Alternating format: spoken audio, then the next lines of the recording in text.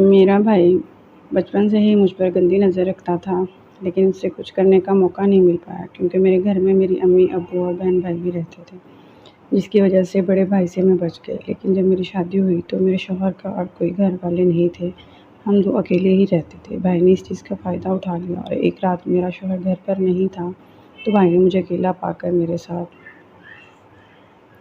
मेरा नाम रिमशा है और मैं 18 साल की लड़की हूँ। मैं खूबसूरत और मासूम सी लड़की हूँ। मुझसे बड़ा एक भाई है और मैं एक बहन। घर में अम्मी, अब्बू और हम दोनों बहन-भाई रहते हैं। एक रात लाइट नहीं थी, मैं छत वाले कमरे में बैठकर लाइट के आने का इंतज़ार कर रही थी। तभी अचानक मेरी आँख लग गई और मैं नींद की आगोश में जाने लगी। तब मुझे ऐसा महसूस होने लगा कोई मेरे बालों के साथ खेलता हुआ मेरे सीने तक आ रहा है। मैं उसे अपना वहम और ख्वाब समझने लगी, मगर जब अब्बा की भारी मर्दाना आवाज़ मेरे कानों में गूंजी, मैं घबरा गई और जल्दी से अपनी आंखें खोली तो देखा सामने अब्बा गुस्से से खड़े हैं और मेरे बड़े भाई मेरे सराहने खड़े थे। क्या हुआ है अब्बा, क्यों चीख रहे हैं? मैं अपनी नींद से भरी आंखें ज़बरदस्ती खोलते हुए बोली, चलो जाओ अपनी माँ के पास सोने के लिए। अब्बू ने नरमी से कहा और मैं भाग के अम्मी के पास आ गई। मुझे ये बहुत अजीब लगता, जब भी भाई मेरे आसपास होते अब्बा बरहम होने लगते। मैं यही सोचते हुए सो गई कि आखिर वो ऐसा क्यों करते हैं। अगले दिन मेरे सर पर क़यामत टूट पड़ी जब अम्मी ने बताया कि अब्बा ने मेरा रिश्ता पक्का कर दिया और 1 हफ्ते बाद मेरी शादी है। मेरा रो रो कर बुरा हाल था। अब्बू और अम्मी मेहमानों के पास बैठे थे और भाई कमरे में मुझे चुप करवा रहे थे। बस कर दो रिमशा, रोने से कुछ नहीं होगा, तुम साफ-साफ इस रिश्ते से इनकार कर दो। अगर अब्बू ने ज़बरदस्ती की तो हम दोनों घर छोड़कर भाग जाएँगे। भाई मेरा हाथ पकड़कर बोले, हम दोनों क्यों भागेंगे भाई? मैं उन्हें सवालिया नज़रों से देखने लगी। भाई की आंखों में अजीब-सा नशा आने लगा और वो मेरे करीब बढ़ आए, मगर किसी के कदमों की आवाज़ सुनकर वो खड़े हो गए। अम्मी कमरे में दाखिल हुई, वो मुझे अपने साथ बाहर ले आईं। मैंने जब अपने होने वाले शौहर को देखा, वो मुझे पहली नज़र में अच्छा लगा और मैंने शादी के लिए हाँ कर दी। मेरी शादी पर सभी खुश थे, सिवाय भाई के। मुझे वो भयानक रात आज भी याद है, जिस रात मेरी मेहंदी थी। सब लोग कामों में मसरूफ़ थे और मैं नहा रही थी।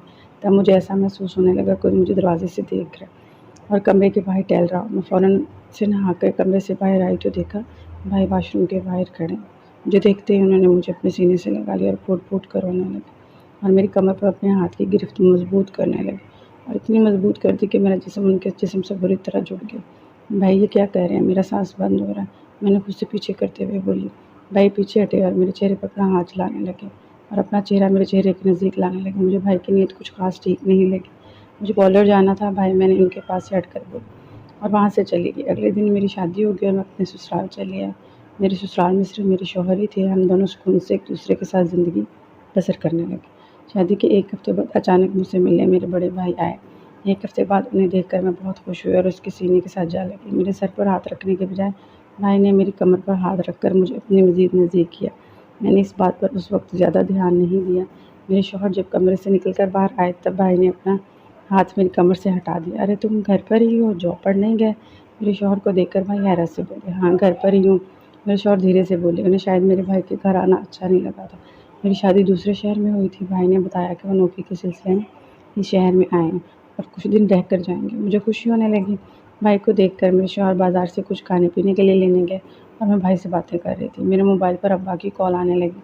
मैं पिक करने लगी। अब्बा को मत बताना मैं तुम्हारी तरफ हूँ, तुम तो जानती हो वो अच्छा नहीं समझते बेटी बहन के घर बिला वजह जाना। भाई ने धीरे से कहा। मैंने ऐसा ही किया।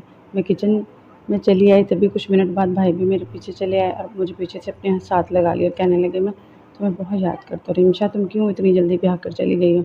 अभी तो हम अच्छे से मिले भी नहीं थे। भाई अपना हाथ मेरे पेट पर चलाने लगे। मुझे घबराहट होने लगी। मैं जब गैर शादीशुदा थी तब ये नहीं समझ सकती थी कि कोई किसी किस्म के तरीके से मुझे छू रहा है, मगर अब मैं महसूस कर सकती थी।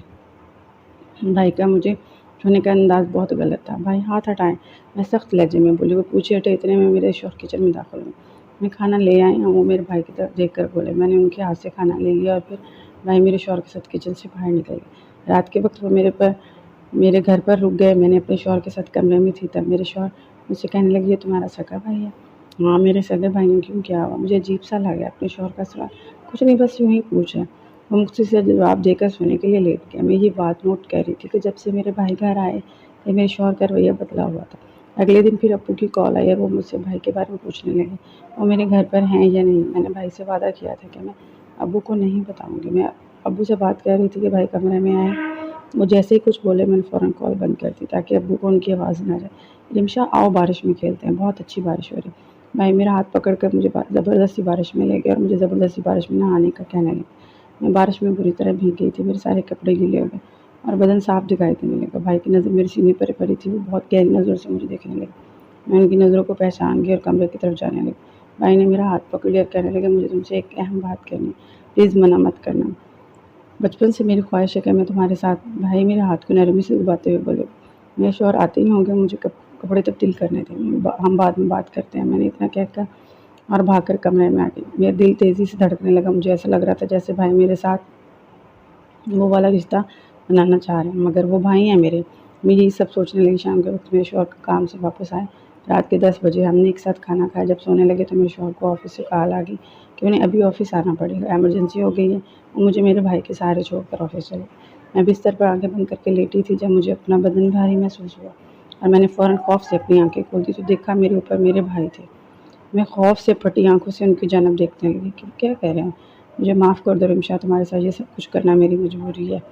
मुझसे मज़ीद बर्दाश्त नहीं होता, तुम मुझे अपनी बुरी तरह से दीवाना बना रखा है। इतना कहकर भाई मेरे साथ वो सब कुछ करने की कोशिश करने लगे कि मैं रोने चिल्लाने लगी, मगर वो कहाँ रुकने वाले थे।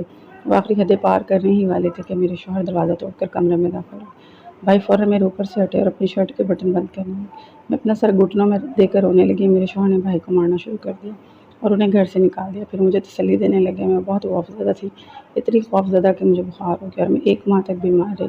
बाद में मुझे मेरे शौहर ने बताया कि उन्हें शक था भाई की मुझ पर गंदी नीयत थी।